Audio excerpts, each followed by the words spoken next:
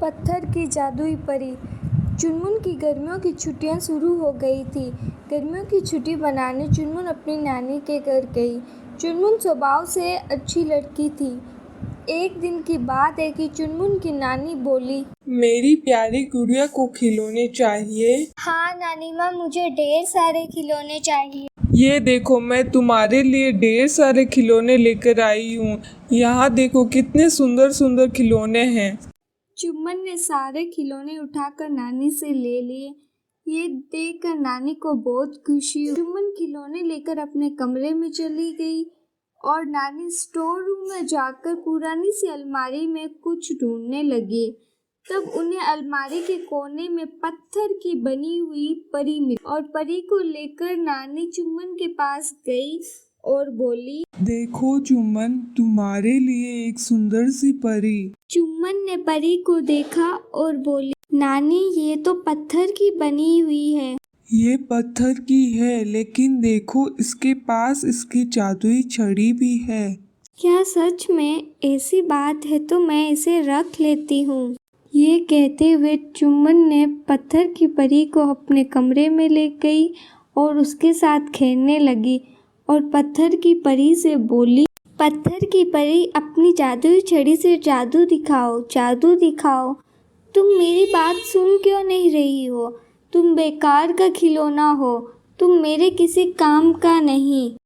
ये कहकर चुनमुन ने उस पत्थर की परी को पास में रखी हुई टेबल पर रख दिया।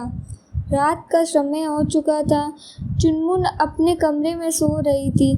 जैसे ही चांद बादलों से बाहर निकला और चांद की रोशनी जैसे ही उस पत्थर की परी पर पड़ी, तब उस पत्थर की परी में हलचल होने लगी और परी बोली, मैं कब से इस पल का इंतजार कर रही थी। इतना कहकर परी वहाँ से जाने लगी। तब अचानक चुनमुन की आँख खुल गई। ये देखकर परी घबरा गई और वहाँ से भागने लगी, लेकिन छोटे होने की वजह से ज़्यादा दूर भाग नहीं पाई और चुनमुन ने उसे अपने हाथों में उठा लिया। प्लीज़ मुझे जाने दो, इतनी आसानी से नहीं, तुम मेरा खिलौना हो। प्लीज़ मुझे जाने दो, मुझे अपने परीलोक जाना है। मैं परीलोक की राजकुमारी हूँ, कोई खिलौना नहीं। मैं तो धरती पर घूमने आई थी, तब मेरी शक्तियाँ ख़त्म हो गई थी और मैं पत्थर की परी बन गई। तब तुम्हारी नानी को मिली तो उन्होंने मुझे अपने पास रख लिया। मुझे सूरज निकलने से पहले परीलोक जाना होगा, नहीं तो मेरी शक्तियाँ फिर से ख़त्म हो जाएगी। मैं तुम्हारी परीलोक जाने में मदद करूँगी। ये सुनकर परी खुश हुई और वो मुस्कुराने लगी।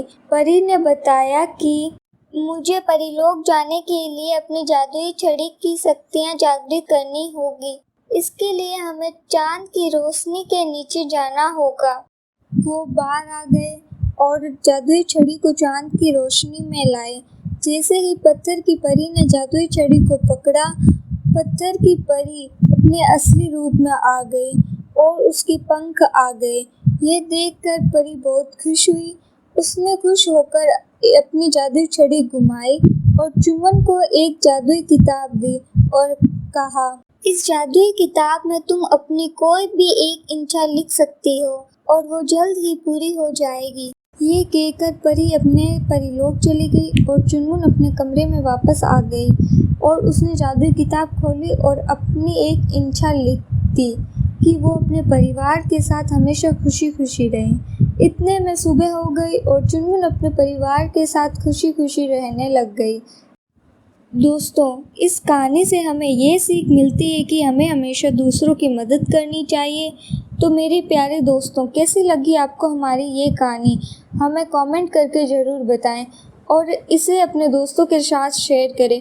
और हाँ दोस्तों, अगर आपने अब तक हमारे चैनल को सब्सक्राइब नहीं किया है तो जल्द से नीचे लाल बटन दबाकर अपने सब्सक्राइब कर लें, ताकि आप ऐसी ही नई कहानियाँ देख सकें।